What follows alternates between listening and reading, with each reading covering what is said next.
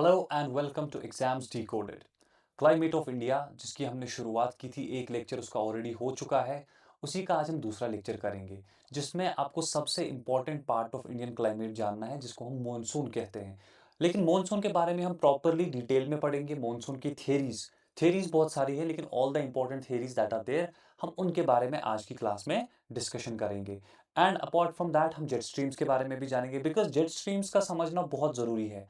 Trust me, मैंने देखा है बहुत सारे स्टूडेंट्स को जेट स्ट्रीम की फॉर्मेशन में बहुत दिक्कत है, क्योंकि बहुत जगहों पे उनको पढ़ाया गया है। कुछ स्टूडेंट्स ने मुझे बोला भी है कि सर हमको पढ़ाया गया, समझ नहीं आया। इसलिए मैं आज आपको प्रॉपर्ली बताऊंगा जो जेट स्ट्रीम है वो बनती कैसे है। तो काइंडली हैव सम पेशेंस, ताकि आपको कोई फ़ायदा मिले आज की क्लास में।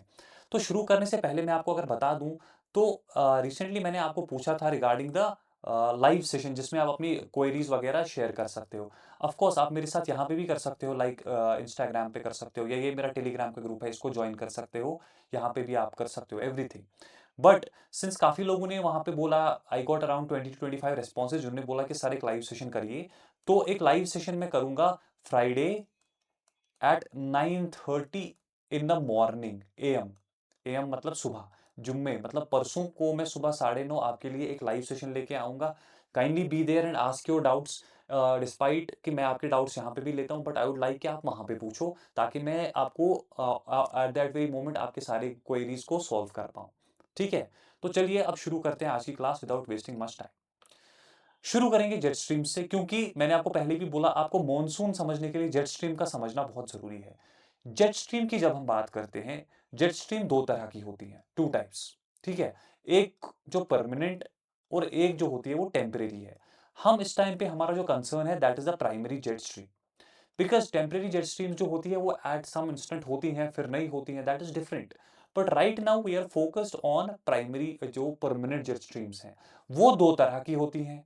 एक वो जेट स्ट्रीम्स जो आप यहाँ पे देख रहे हो, पोलर जेट स्ट्रीम, जो अराउंड 66.5 डिग्रीज पे होती है, जिसको पोलर जेट कहा जाता है। एक और जेट स्ट्रीम जो आपको सब ट्रॉपिक्स में मिलेगी, जिसको सब ट्रॉपिकल जेट कहा जाता है। और ये सब ट्रॉपिकल जेट आप देखोगे बहुत ज्यादा इंपॉर्टेंट है फॉर आवर मॉनसून। अब मैं आपसे एक बात पूछना चाहता हूँ। आपने मेरी पुरानी क्लास देखी है, अगर नहीं भी देखी है तो आपको पता होगी tri meridional circulation of atmosphere, जिसमें हार्डले सेल, फेरल सेल और पोलर सेल बनती है। उनका बहुत इंपॉर्टेंट रोल है in the jet streams. Take a look at this image. ये मैंने पिछली क्लास में आपको समझाया था कि ये कैसे होता है, प्रॉपरली समझाया था कैसे एयर राइज होती है फिर सबसाइड होती है। आप अगर देखोगे यहाँ पे, ये जो सब ट्रॉपिकल जेट है ये आपको देखने को मिलेगा। ये हार्डली सेल है, ये फेरल सेल है। इन दोनों के बीच में आपको सब ट्रॉपिकल जेट देखने को मिल रही है। एट द सेम टाइम अगर आप देखोगे यहाँ पे फेरल सेल और पोलर सेल के बीच में आपको पोलर जेट स्ट्रीम देखने को मिल रही है। ये लोकेशन है दो जेट स्ट्रीम्स की, ऑल्दो ये दोनों हेमिस्फीयर्स में प्रेजेंट है। ये आप देख सकते हो नॉर्दर्न में भी और साउदर्न में भी। तो आपको मैं नॉर्दर्न का बताऊंगा, आप समझ जाना कि साउदर्न में भी सेम प्रोसेस होती है। ठीक है? अब आपके सोचने का काम है। अब मैं आपको बताऊंगा कि जो आपको परसों मैंने पढ़ाया था, आप उसको अप्लाई कैसे करोगे आज की क्लास में। Have some patience. पिछली बार मैंने आपको बता दिया था जो सर्कुलेशन ऑफ विंड है, that is determined by three factors. एक प्रेशर ग्रेडियंट फोर्स, एक कोरियोलिस फोर्स, और एक फ्रिक्शनल फोर्स। फ्रिक्शनल फोर्स जो है ये विंड की स्पीड को स्लो करने की कोशिश करता है। तो जितना फ्रिक्शनल फोर्स लगेगा उतना विंड की स्पीड स्लो होती जाती है। और इवेंचुअली आप देखोगे प्रेशर ग्रेडियंट और कोरियोलिस फोर्स का रिजल्टेंट जो होता है वो विंड की डायरेक्शन होती है। ठीक है? क्लियर? लेकिन टेल मी समथिंग, ये फ्रिक्शनल फोर्स जो है, क्या ये 6 किलोमीटर या 10 किलोमीटर ऊपर होगा? अर्थ पे फ्रिक्शनल फोर्स क्यों है? क्योंकि यहाँ पे पहाड़ है, मकान है, डिफरेंट लैंडफॉर्म्स है, पेड़ पौधे, एवरीथिंग इज देयर। तो इसकी वजह से फ्रिक्शन प्रोड्यूस होती है। फ्रिक्शन होता क्या है बेसिकली? अगर मैं हाथों को रब करूंगा ना, एक फ्रिक्शन प्रोड्यूस होगी। ये फ्रिक्शनल फोर्स जो है, ये तभी होगा ना जब रबिंग होगी। अब आप 10 किलोमीटर ऊपर जाओगे, वहां पे कुछ है ही नहीं, रबिंग किसके साथ होगी? वहां पे फ्रिक्शनल फोर्स जो होता है वो नेग्लिजिबल होता है। पहला पॉइंट आप याद रखोगे, फ्रिक्शनल फोर्स जो है वो ऊपर जाते टाइम बहुत कम होता है। ठीक है? दूसरी बात, अब आपको देखना है जो जेट स्ट्रीम है ये ओरिजिनेट कैसे होती है। लेट अस से, फॉर एग्जांपल, याद रखो, जो मैं बनाने जा रहा हूं इस पे ध्यान देना, ये बहुत अच्छा कॉन्सेप्ट है जो शायद आपने इससे पहले ना पढ़ा हो। मैं क्यों कह रहा हूं, क्योंकि मेरे पास स्टूडेंट क्वेरी लेके आए हैं, सर हमने कोर्सेज लिए वहां पे ऐसे नहीं पढ़ाया गया। अदरवाइज मैं शायद इसको आपको सीधे ही बता देता कि ये जेट स्ट्रीम है, बात खत्म। ठीक है? फॉर एग्जाम्पल मैं आपके लिए यहां पे 3 सेल्स बनाता हूं। कौन कौन सी सेल? जो मैंने आपको पिछली बार भी पढ़ाई थी, फेरल सेल, हार्डले सेल और पोलर सेल। ये हार्डले सेल है, ये फेरल सेल है और ये पोलर सेल है। ध्यान देना, ध्यान से सुनना। एक बात बताओ मुझे, हमको पता है विंड सर्कुलेशन कैसा होता है। हार्डले सेल के पास ऊपर उठती है, फिर ऐसे आती है, फिर 30 डिग्री पे नीचे आती है। वही मैंने यहां पे भी बनाया। बट टेल मी समथिंग, आप मुझे बताओ इस पॉइंट पे, यहां पे let's say this is a, और इसी के पास अगर आप जाओगे हार्डले सेल के पास, दिस इज ए डैश। मुझे बताओ हाई प्रेशर कहां पे होगा? हाई प्रेशर ए के पास होगा या ए डैश के पास होगा? ओके, नहीं समझ आ रहा है, कोई बात नहीं। लेट अस से कि यहां पे 100 पार्टिकल्स ऑफ एयर हैं। ठीक है, कितने पार्टिकल्स ऑफ एयर हैं? 100। एट द सेम टाइम इसमें भी 100 पार्टिकल्स ऑफ एयर हैं। ठीक है, 100 यहां पे भी हैं। अब मुझे एक बताओ, ए के पास ज्यादा प्रेशर होगा या ए डैश के पास? मेरी तरफ देखो, स्क्रीन को छोड़ो, 2 मिनट के लिए मेरी तरफ देखो। मैं यहां पे खड़ा हूं, मेरे सर पे कुछ नहीं है, तो मेरे सर पे कोई प्रेशर है ही नहीं, क्योंकि इस पे कुछ नहीं है। अब मान लो मैं अपने सर पे कुछ रख देता हूं, कुछ भी उठा के अपना हाथ रख देता हूं, तो सर पे प्रेशर लगेगा कि नहीं? सर पे प्रेशर इंक्रीज होगा कि नहीं? होगा कि नहीं? समझ आ रही है? अगर मेरे सर पे कुछ नहीं है तो कोई प्रेशर होगा ही नहीं। एट द सेम टाइम अगर मैं हाथ रखूं सर पे, या कोई भी चीज रख लूं, अभी मुझे यहाँ पे कुछ मिल नहीं रहा है, हाँ ये बुक, ठीक है, ये बुक मैं सर पे रख दूं, तो मेरे सर पे प्रेशर बढ़ेगा। सिमिलरली अगर आप यहाँ पे भी देखोगे, ए और ए डैश के दरमियान ए डैश पे ज्यादा प्रेशर होगा, क्योंकि इस पे इतना पार्सल्स ऑफ एयर प्रेशर लगाएंगे, इतना जो एक्स्ट्रा है। मैंने आपको पिछली बार भी बोला था कि ट्रोपोस्फेयर की जो शेप है वो कुछ इस तरह से है। मैंने तब आपको बोला था, जब मैंने आपको ये बनवाया था, तब मैंने आपको बोला था जैसे मैं बना रहा हूँ ऐसे ही बनाना। अभी वो कहाँ पे मैंने बनाया था, ये वाला। देखो यहाँ पे हाइट ज्यादा है, फिर धीरे धीरे कम होती जा रही है। इसलिए आप जब इसको देखोगे तो यहाँ पे ए डैश के पास प्रेशर ज्यादा होगा, ए के पास प्रेशर कम होगा, क्योंकि इसके ऊपर कुछ है ही नहीं, इसके ऊपर इतना है। दैट मीन्स अगर यहाँ पे प्रेशर ज्यादा है ए डैश के पास, मतलब यहाँ पे हाई प्रेशर हो गया as compared to A. Overall high pressure नहीं समझना, as compared to A, A dash के पास हाई प्रेशर है। अब मुझे बताओ, यहाँ पे ए डैश है और यहाँ पे ए है, ए डैश के पास हाई प्रेशर है और यहाँ पे कंपेरेटिवली लो प्रेशर है, तो विंड कहाँ से कहाँ की तरफ चलती है? हाई प्रेशर से लो प्रेशर की तरफ। मतलब कि विंड जो है वो यहां से यहां की तरफ चलेगी, इस तरह से, ऐसे डायरेक्शन होगी हाई प्रेशर से लो प्रेशर की तरफ। Correct. At the same time अगर आप यहां पे अब ले लोगे बी और यहां पे ले लोगे बी डैश, सेम चीज अगर आप फिर से करोगे, यहां पे इतना पार्सल एक्स्ट्रा है, ये प्रेशर लगा रहा है, तो विंड की डायरेक्शन बी से बी डैश की, बी डैश से बी की तरफ होगी। मतलब कि ये आप विंड की डायरेक्शन समझ गए, इस तरह से और इस तरह से। अब यहां पे आओ, अब यहां पे आओ, अब मैं आपको अर्थ पे दिखाता हूं। ठीक है, दिस इज इक्वेटर। ये हमारा हाई प्रेशर वाला एरिया है जो 30 डिग्री है। ये हमारा वो एरिया है जो 66.5 डिग्री है। सब पोलर लो प्रेशर बेल्ट जो है, ये सब ट्रॉपिकल हाई प्रेशर बेल्ट है। मैंने आपको क्या बोला था, यहाँ पे दो सेल्स जो है यहाँ पे बनती है, यहाँ पे हाई प्रेशर बना था हार्डले सेल के पास, और यहाँ पे लो प्रेशर बना था। तो विंड ऐसे चलनी चाहिए, राइट? तो विंड को आइडियली कैसे चलना चाहिए? ऐसे, हाई प्रेशर से लो प्रेशर की तरफ। और सेम चीज यहां पे भी होगी, हाई प्रेशर से लो प्रेशर की तरफ। ये ऊपर हो रही है बात, 10 किलोमीटर ऊपर की बात मैं कर रहा हूं, ये जमीन की बात नहीं हो रही है, ये जेट स्ट्रीम की बात मैं अभी आपको समझा रहा हूं। ठीक है, तो विंड ऐसे चलनी चाहिए। अब आप वापस आ जाओ यहां पे, इस इमेज पे। आइडियली कैसे विंड को चलना चाहिए? ऐसे, करेक्ट? यहां से यहां, यहां से यहां, समवट लाइक दिस, ऐसे चलनी चाहिए। अब अगर हम बोलेंगे सर कोरियोलिस फोर्स तो लगेगा, बिल्कुल लगेगा, क्यों नहीं लगेगा? तो कोरियोलिस फोर्स आइडियली जमीन पे कैसे लगता है?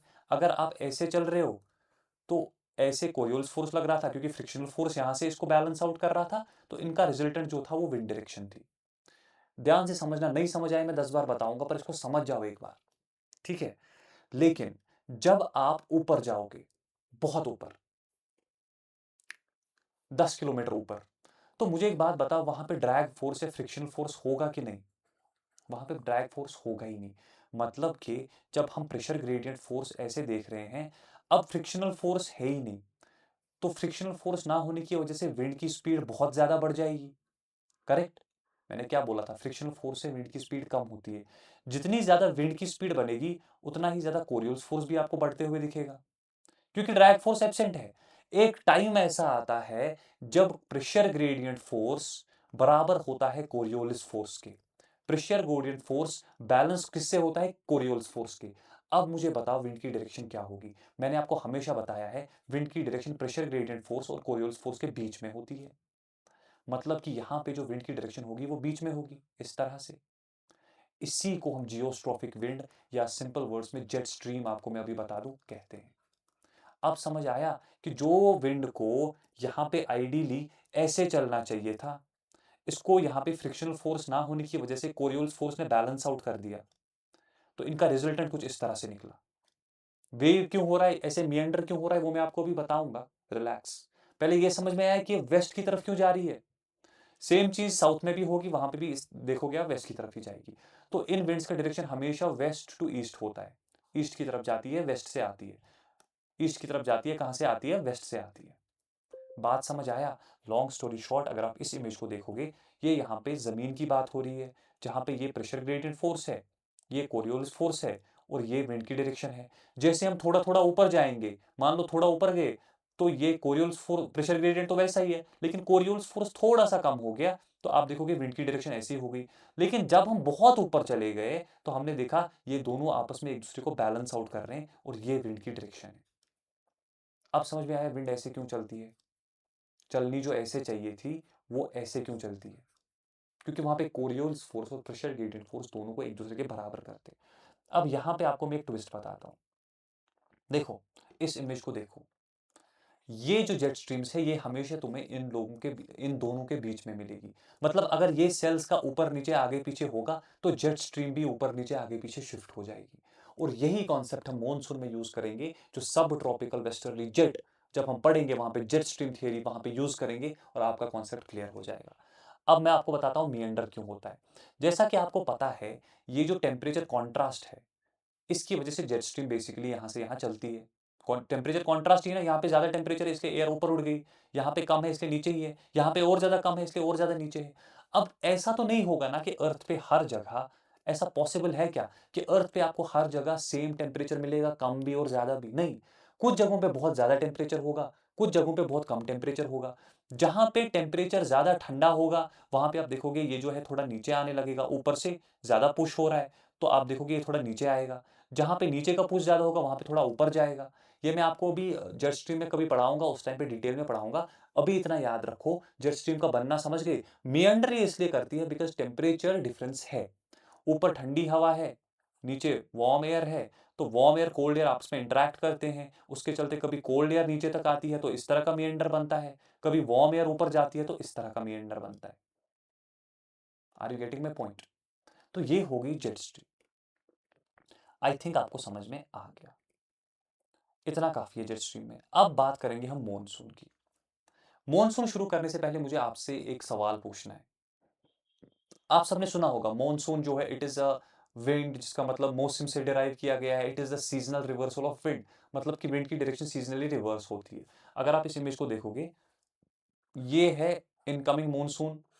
फिर जब रिट्रीटिंग मॉनसून होती है तो वो इस तरह से होती है, तो एकदम से रिवर्स होती है विंड की डायरेक्शन। पहले जो ऐसे आती थी, क्योंकि ये साउथ वेस्टर्न डायरेक्शन से आती है तो इसको हम साउथ वेस्ट मॉनसून कहते हैं, या सीजन ऑफ एडवांसिंग मॉनसून, जब मॉनसून आ रही है। फिर जब विड्रॉल ऑफ मॉनसून होता है तो उस टाइम पे आप देखोगे नॉर्थ ईस्ट से आती है तो इसको नॉर्थ ईस्ट मॉनसून भी कहा जाता है। ये दो टाइप्स हैं। पर एक बात मुझे बताओ, आपने प्री मॉनसून शावर के बारे में सुना होगा। अगर नहीं सुना है तो आपको पता होगी, ऐसा नहीं है कि हमेशा मॉनसून में ही बारिश होती है, कभी कभी पहले भी बारिश होती है। एक चीज का मुझे जवाब दो, आप सब लोग मुझे कमेंट्स में इसका जवाब दो। आई वांट टू नो आप लोग कितने रेस्पॉन्सिव हो। एक बात बताओ, हम किस बेसिस पे डिफरेंशिएट करते हैं कि कोई बारिश अगर हो रही है वो मॉनसून हो रही है या मॉनसून नहीं हो रही है? How do we differentiate it? आपको मैं सिंपल वर्ड्स में अगर बताऊं, इस साल कहा गया कि 4 जून से मॉनसून जो है उसने इंडिया को हिट किया, 4 दिन का डिले था। 4 जून मॉनसून ने हिट किया इंडिया को। लेकिन बारिश इससे पहले भी हुई थी। वी सॉ 30th को भी बारिश हुई थी, शायद सेकंड को भी हुई थी।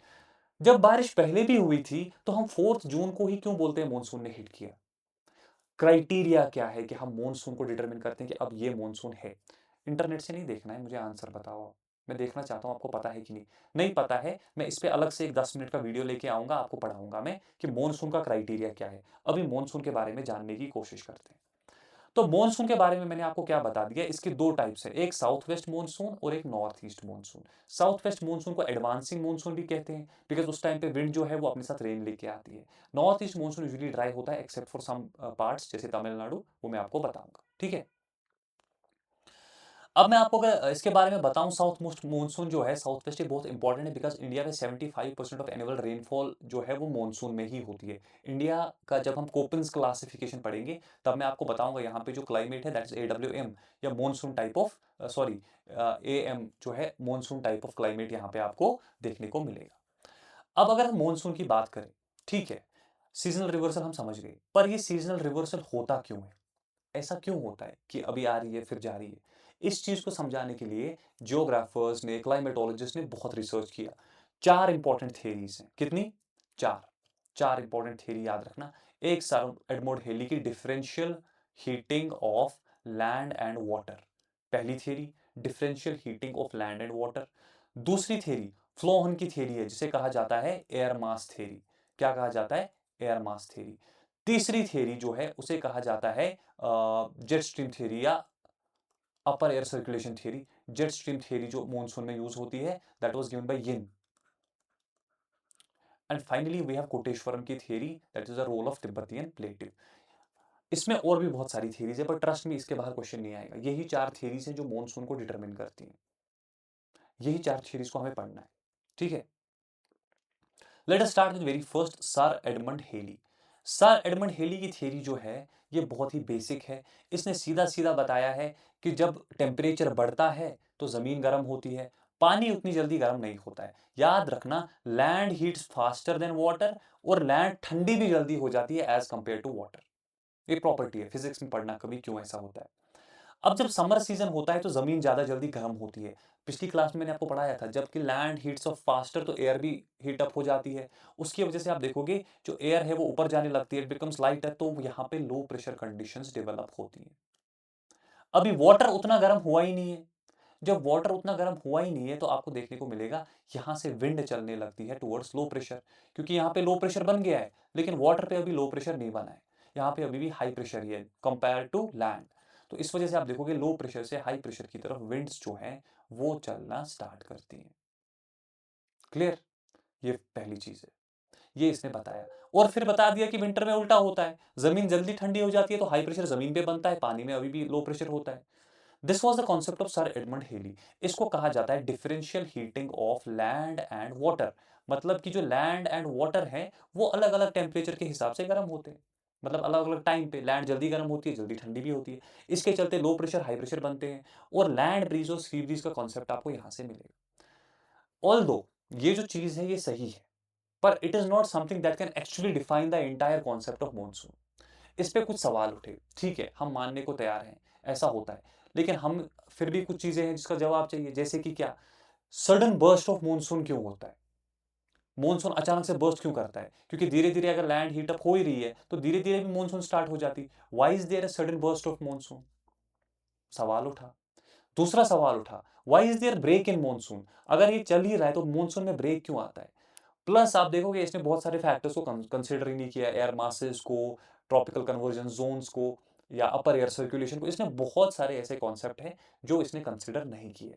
उसके चलते आप देखोगे काम आगे चला। और डायनेमिक थ्योरी में सबसे पहले आप देखोगे एयर मास कॉन्सेप्ट आता है, जो किसके द्वारा दिया गया था? फ्लोहन के द्वारा। अब आपकी पिछली क्लास की पढ़ाई यहां पे काम आएगी, याद रखना। ITCZ क्या है? Inter tropical convergence zone. Listen to me very carefully, इस इमेज को देखो, ये वाली। ये जो रेड लाइन यहाँ पे आप देख रहे हो ना, ये वाली, ये बेसिकली यहाँ पे इक्वेटर है। मैंने आपको इक्वेटर पे बता दिया था कि एयर्स जो है वो ऊपर उठती है, जो एयर है वो ऊपर उठती है बिकॉज ऑफ हाई टेम्परेचर। तो एयर जो है वो ऊपर जाती है। जब नीचे लो प्रेशर कंडीशन होता है तो वेस्ट जो ईस्टर्लीज है वो हर डायरेक्शन से यहाँ पे आती है। पिछली क्लास याद है ना? अब मैं आपको फिर से वो तो नहीं पढ़ा सकता, पर जल्दी जल्दी बता देता हूँ। यहाँ पे जब एयर ऊपर उठती है, फिर ऊपर जाती है, फिर यहाँ पे नीचे आती है, इस तरह से, है ना? तो आप देखो कि यहाँ पे जो ज़मीन पे ये चली थी, मैंने आपको ये दिखाया था, अगर आपने पिछली क्लास नहीं देखी है काइंडली एक बार देख लो। तो आपको मैंने यहाँ पे दिखाया था, फिर इस तरह से जो एयर है ना यहाँ पे अट्रैक्ट होती है। तो इसी को अगर मैं यहाँ पे बना लूँ, ये इक्वेटर है, यहाँ से विंड्स आ रही है, यहाँ से विंड्स आ रही है, यहाँ से विंड्स अट्रैक्ट हो रही है, यहाँ से अट्रैक्ट हो रही है। इसी को कहा जाता है inter tropical convergence zone. Convergence मतलब जहाँ पे कन्वर्ज हो रही है। क्यों? क्योंकि यहाँ पे टेम्परेचर ज़्यादा है, हवा ऊपर उठती है तो लो प्रेशर बन रहा है, तो विंड्स जो है वो कन्वर्ज होने लगती है। That is why this is known as inter tropical convergence zone. लेकिन मेरा आपसे एक सवाल है, चलो आईटी सीजर तो है, माना हमने इक्वेटर पे है, पर ये जो बनता है आईटी सीजर, ये क्यों बनता है? टेल मी समथिंग, ये क्यों बनता है? क्यों बनता है ये? क्योंकि यहाँ पे इक्वेटर पे सन है, तो इसने इसको हॉट कर दिया ज़मीन को, यहाँ पे एयर उठी।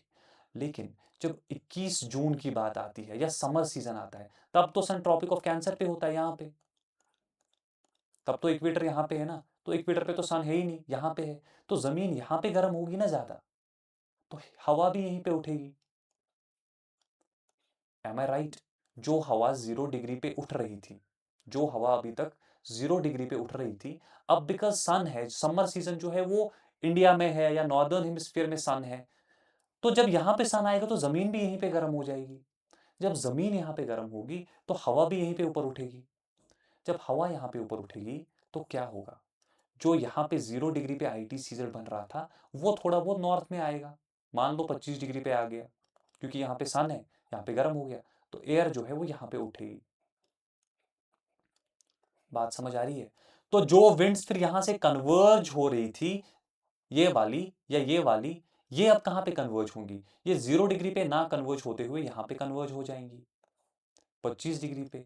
मतलब कि जो आईटी सीजर है वो 0 डिग्री से शिफ्ट हो जाएगा नॉर्थ। बात समझ आ रही है?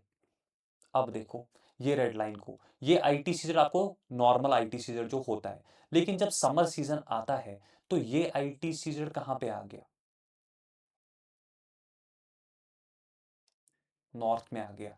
यहीं पे आपको इंडिया वगैरह भी देखने को मिलेगा, है ना? इंडिया यहाँ पे है, तो ये आईटी सीजर जो है ये इंडिया के पास आ जाता है, इंडिया के ऊपर एस्टैब्लिश हो जाता है। मैं आपको दिखाऊंगा अभी शिफ्ट कैसे होता है ये। अब अगर यहाँ पे आईटी सीजन आ गया तो जो विंड्स है वो कहाँ की तरफ आएंगी? यहाँ की तरफ। करेक्ट?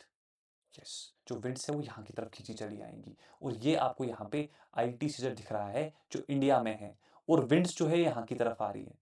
अब एक सवाल जो है वो ये है कि यहाँ से जो विंड ऐसे आ रही है वो यहाँ की तरफ क्यों मुड़ रही है?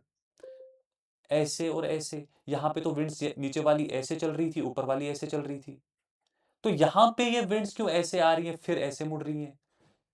This is because of Coriolis force. अब फिर से मत पूछना कोरियोलिस फोर्स क्या होता है। कोरियोलिस फोर्स क्या होता है?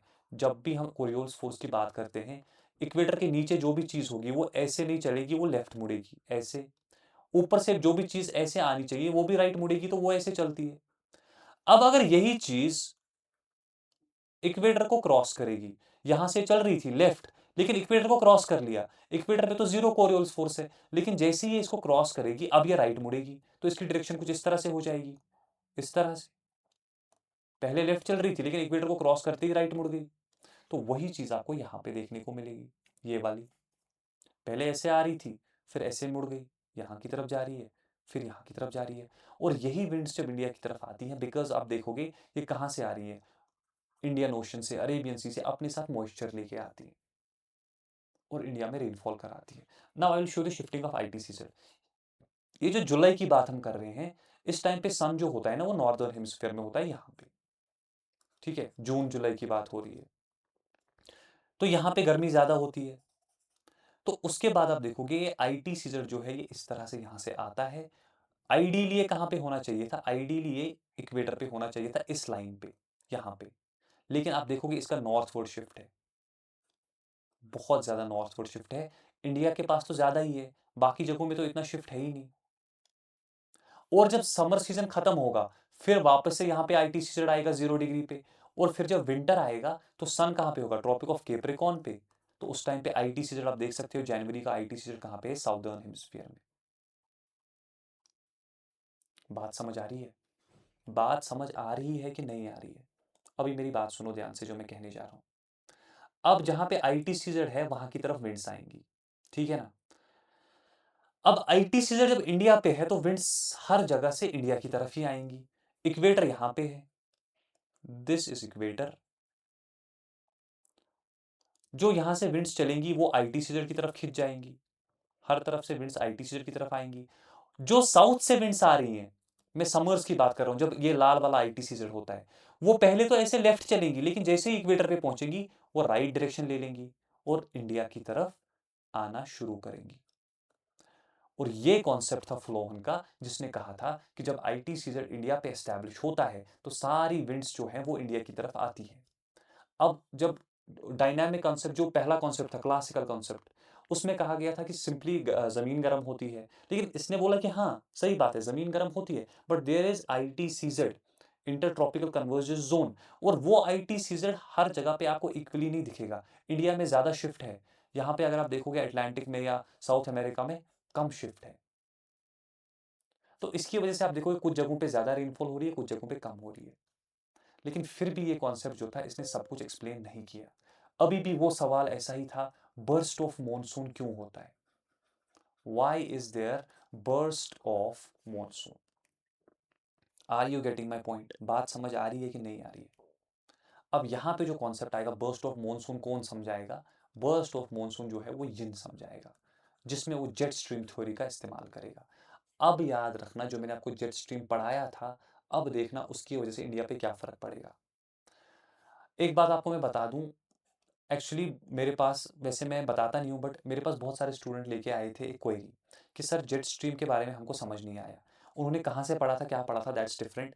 एक्चुअली उन्होंने क्लास के कुछ स्क्रीनशॉट्स या फोटोज उठा के लाया था, सर ने बताया नहीं है सही से जेट स्ट्रीम, इसलिए मैंने पहले जेट स्ट्रीम को एक्सप्लेन किया। एक बार उसको फिर से देख लो, समझ नहीं आया मुझे बताओ।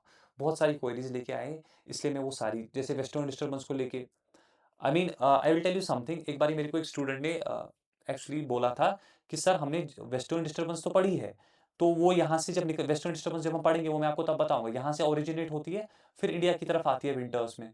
तो उसने बोला था कि सर ने हमें इतना बताया, सिर्फ इतना बताया कि वेस्टर्न डिस्टर्बेंस इंडिया में सिर्फ इसलिए आती है क्योंकि इंडिया लैंड मास है, यहाँ पे टेम्परेचर ज्यादा होता है एज कम्पेयर टू बाकी चीजें, इसलिए यहाँ की तरफ लो प्रेशर की तरफ अट्रैक्ट होती है। अब अगर इस लॉजिक से जाएंगे तो यहाँ पे सहारा है, यहाँ की तरफ ज्यादा अट्रैक्ट होना चाहिए, यहाँ पे ज्यादा गर्मी होती है। समर्स में क्यों नहीं फिर ज्यादा अट्रैक्ट, समर्स में तो और ज्यादा अट्रैक्ट होना चाहिए, क्योंकि ज्यादा गर्मी तो समर्स में ही होती है। आईटी सीजन भी शिफ्ट होता है, इंटेंस लो प्रेशर कंडीशंस बन जाती है। That's why I am telling you, concept को समझो। You can have a lot of factual knowledge, अब फैक्चुअल नॉलेज का काम है नहीं आगे, अब है काम कॉन्सेप्ट्स का। ठीक है, तो आज की क्लास यहाँ तक रखते हैं। आगे की जो दो थियरीज हैं वो मैं अगली क्लास में पढ़ाऊंगा आपको, जो आपको जेट स्ट्रीम थियरी है और कोटेश्वरम की थियरी है। That will be our next class, जिसमें मैं आपको ये पढ़ाऊंगा। And then El Nino, La Nina, we have southern oscillation, ENSO वगैरह जो भी है वो सब मैं आपको कवर कराऊंगा, so on and so forth. Everything will be covered, you don't have to worry about anything. आज की क्लास यहाँ तक रखते हैं। एंड हाँ, Friday 9:30 in the morning we will conduct a live session, try to join it और अपनी queries वहाँ पे दे के आ जाओ, सो दैट मैं आप सबका आंसर वहाँ पे दे सकता हूँ। अदरवाइज फिर मुश्किल हो जाएगी, क्योंकि मैं फिर सबको रिप्लाई नहीं कर पाता हूँ। फिर कुछ बच्चे बोलते हैं सर आप रिप्लाई नहीं करते हो, आप वो हो ये हो। भाई मैं जितना कर सकता हूँ उतना कर रहा हूँ, है ना, आई हैव सर्टन लिमिटेशंस। तो अगर मैं सबके साथ पूरा दिन ही बैठूंगा तो फिर मुझे पूरा दिन फ़ोन लेके ही बैठना है। यहाँ तक रखते हैं आज की class, see you next time, bye bye.